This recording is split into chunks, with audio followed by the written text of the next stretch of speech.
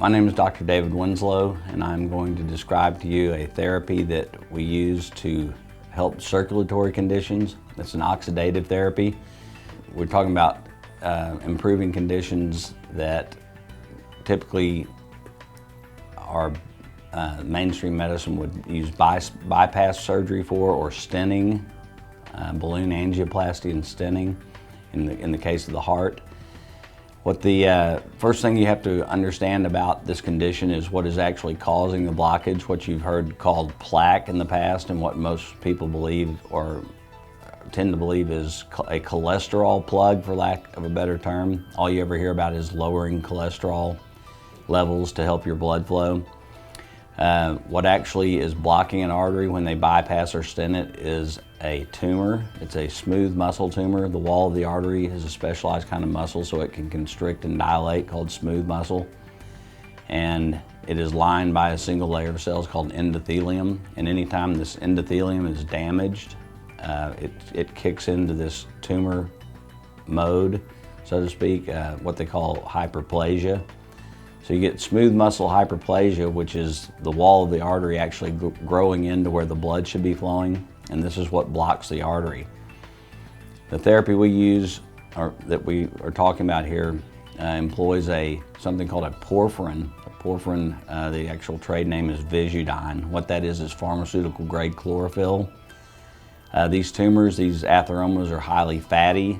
They have a lot of lipid in them, so much so that when they scrape them out of like a carotid artery, they'll describe it as being like cream cheese in a lot of cases.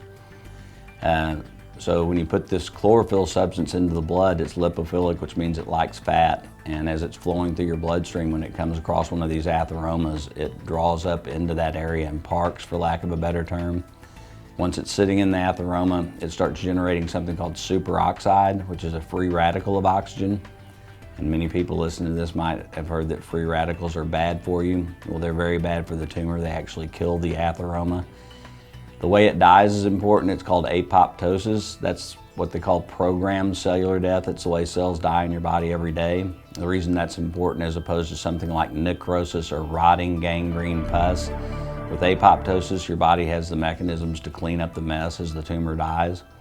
Your lymph flow, your blood flow, and mainly specialized immune cells will gobble up the debris and dissolve it, so there's no toxicity to killing the tumor. So we've taken 100% blocked old stents, old bypass grafts, and vessels that haven't had anything done to them yet, and opened them wide up using this therapy.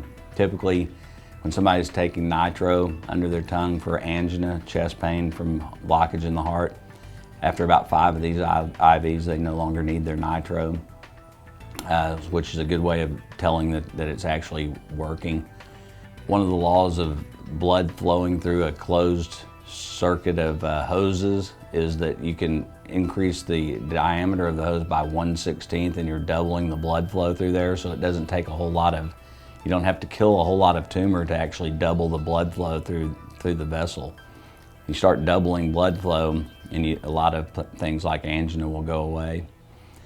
85% of the patients that come here symptomatically will notice improvement for their circulatory condition. In fact, the majority of them do not go back for objective testing like a repeat angiogram, simply because they know they're better and they've already been through so many catheterization procedures that they're not necessarily all that ready to go jump into another one of those if something like their angina has gone away. But many, too many to count patients over the last 14 years have had repeat angiograms that, 99% blockages are completely gone. 80% blockages become 20% blockages, whatever you want to imagine the improvements might be. Same thing with the carotid arteries.